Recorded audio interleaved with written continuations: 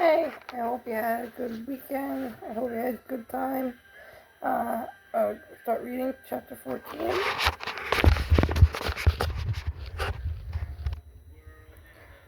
The next day, Yellow Hair and her sister rode beside me on two of our ponies.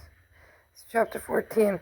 They used our saddles and rode like Nimi-Poo, with their legs hanging down on each side of the horse. Their full skirts were hiked up over their knees and showed their high boots with many buttons. A cold wind blew down upon us. Dirty Face's hair whipped around her face, and she kept brushing it out of her eyes. At night she moaned and cried out in her sleep.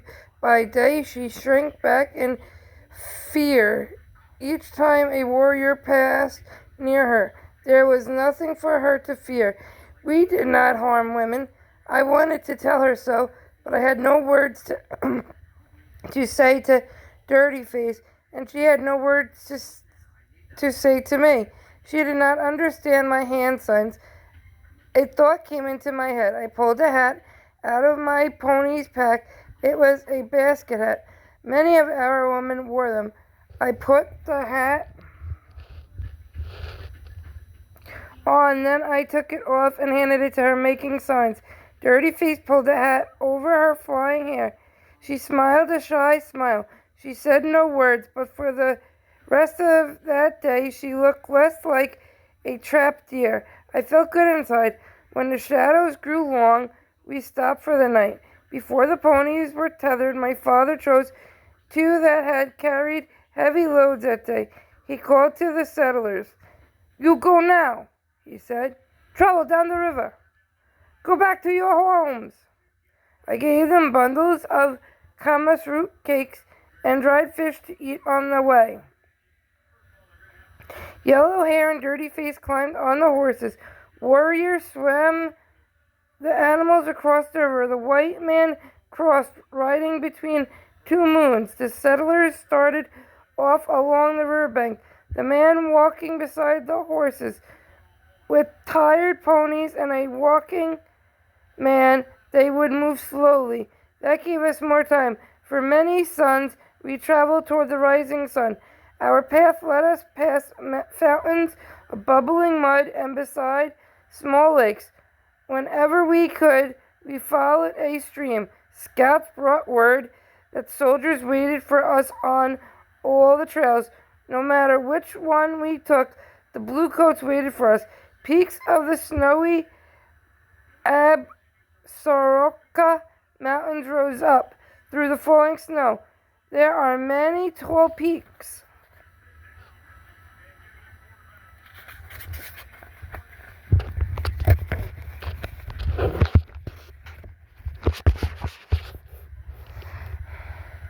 In the Absarokas, said Lean Elk.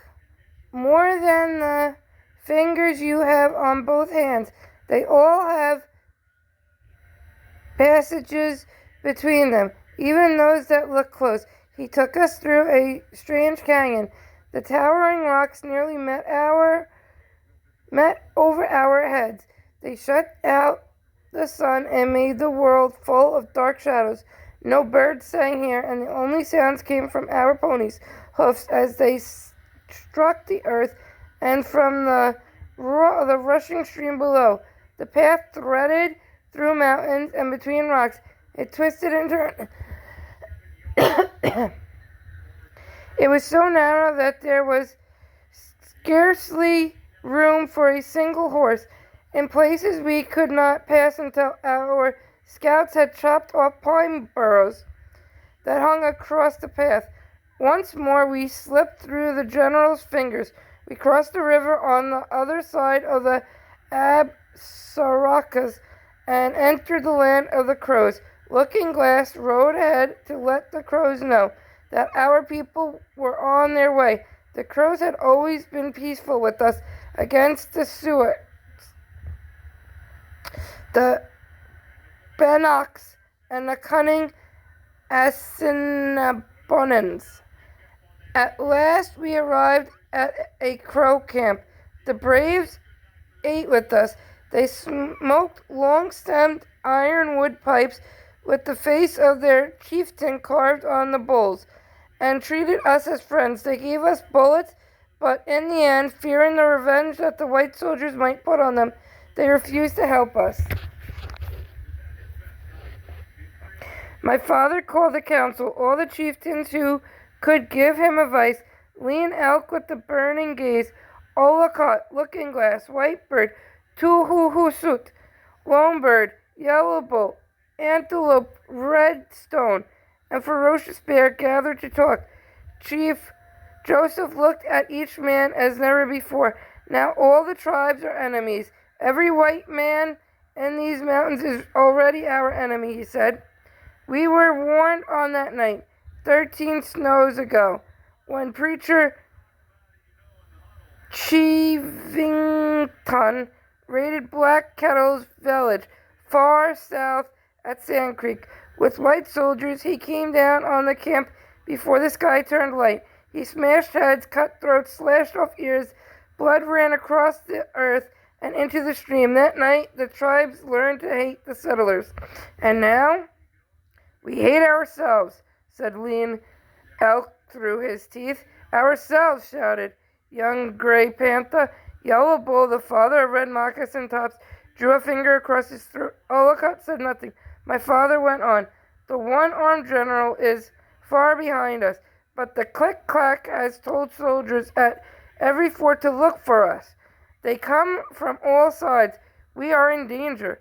Then Ferocious Bear struggled to his feet and stood silent. From the day we had left Wallowa and crossed